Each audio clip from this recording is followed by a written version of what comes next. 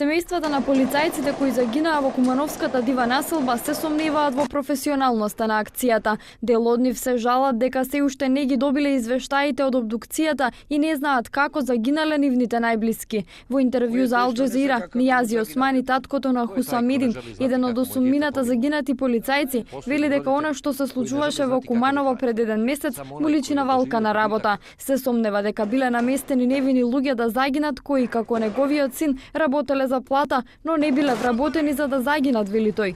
Секторот за внатрешна контрола во МВР пак по еден месец од настаните во диво населје излезе со извештај за акцијата која ја оцени како оправдана и правилно спроведена, а единствениот пропуст наведен во соопштението од МВР е бегството на еден од уапсините, зашто полицајците кои го чувале ќе биле дисциплински казнети. Меѓународната заедница побара темелна и транспарентна истрага, а настаните од диво населје беа тема и на овогодишниот самит Брдо Бриони.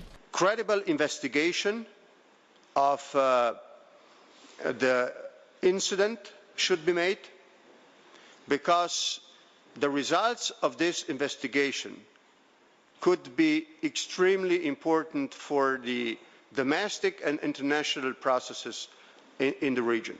Во текот на изминатите месец дена од случувањата во Куманово речиси секојдневно во јавноста протекуваа видеа и аудиоматеријали од косовски медиуми кои посочуваа на поврзаност меѓу терористичката група и вработен во Агенцијата за разузнавање. Отворени остана и прашањата за бројот на загинати припадници на вооружената група, кој од 14, како што беше првично објавено, се намали на 10.